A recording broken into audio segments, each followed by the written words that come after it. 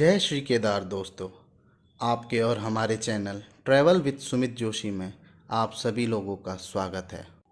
पिछले व्लॉग में मैंने बताया था कि हमने अपना रात्रि विश्राम गोपेश्वर में करने का डिसीजन लिया था और अगले दिन सुबह होते ही हम लोग खूबसूरत नज़ारों और रास्तों का आनंद लेते हुए निकल पड़े केदारनाथ जी के दर्शन के लिए, जो कि गोपेश्वर से 108 किलोमीटर की दूरी पर है।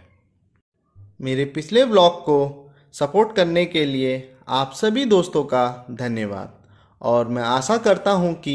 आप मेरे कंटेंट को ऐसे ही लाइक, शेयर और सब्सक्राइब करते रहेंगे और अपने दोस्तों को और अपनी फैमिली मेम्बर्स को भी इसे सब्सक्राइब करने को कहेंगे। रास्ते की सीनिक ब्यूटीज़ को एंजॉय करते हुए और मंडल के घने जंगलों से होते हुए हम पहुँचे चोपता,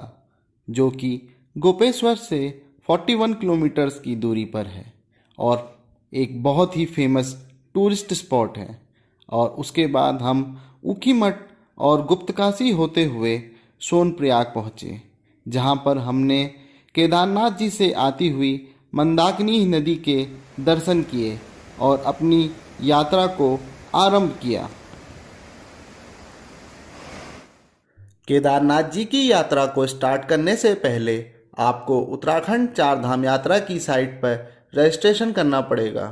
पर अगर आप किन्हीं कारणों से ये नहीं करवा पाए हैं तो आप रजिस्ट्रेशन सोनप्रयाग पर भी करवा सकते हैं, जो कि थोड़ा हेक्टिक होता है क्योंकि यहाँ पर को भीड़ थोड़ी ज़्यादा रहती है। सोनप्रयाग से गौरीकुंड जाने के लिए आपको शटल सर्विस लेनी पड़ेगी, जो कि 5 किलोमीटर की रहती है और जिसका टैरिफ 50 रुपये पर पर्सन रहता है। दिन में लगभग 1 बजे गौरीकुंड पहुंचने के बाद हमने अपनी पैदल यात्रा को स्टार्ट किया, जो कि लगभग 16 किलोमीटर की रहती है। ट्रैकिंग करने के लिए मैं सभी दोस्तों को ये बताना चाहता हूँ कि केदारनाथ ट्रैक हालांकि इजी टू मॉडरेट लेवल का रहता है, पर फिर भी सभी दोस्तों को प्रॉपर ट्रैकिंग गियर्स के साथ ही ट्रैकिंग स्टार्ट करनी चाहिए, जैसे कि प्रॉपर ग्रिप वाले शूज़, स्पेयर में अच्छी क्वालिटी की स्लीपर्स या सैंडल्स जो कि एंटी स्किड होनी चाहिए, और हो सके तो आप ड्राई फिट क्वालिटी के कपड़ों के साथ ही ट्रैक करें। केदारनाथ जी के ट्रैक में चलते चलते हमको बहुत सारे खूबसूरत झरनों को देखने का मौका मिला और बाबा केदारनाथ जी के जयकारों के साथ हम अपने सफ़र को आगे बढ़ाते रहे। अगर किसी दोस्त को ब्रीथिंग प्रॉब्लम हो तो उसे अपने साथ कपूर की कुछ गोलियां या छोटा ऑक्सीजन सिलेंडर कैरी करना चाहिए। हालांकि उत्तराखंड गवर्नमेंट द्वारा जगह जगह पर प्राथमिक उपचार केंद्र बनाए गए हैं, पर फिर भी मैं आपको सावधानी के साथ ही ट्रैवल करने की सलाह दूंगा। जो लोग मेडिकली फिट नहीं हैं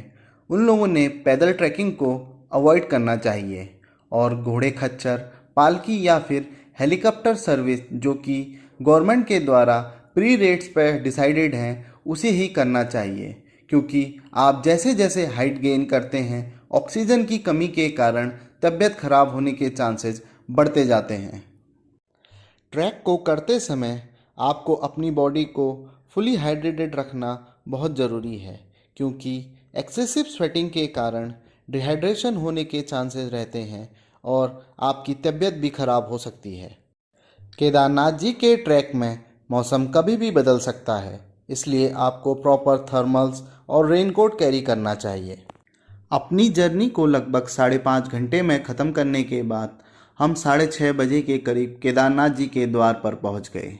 और कुछ देर आराम करने के बाद हमें शाम की आरती देखने का सौभाग्य प्राप्त हुआ, जो कि अपने आप में ही एक बहुत ही अलौकिक और यादगार लम्हा था। शाम की आरती लगभग 7 बजे के आसपास स्टार्ट होती है और अब आप आरती का आनंद लीजिए।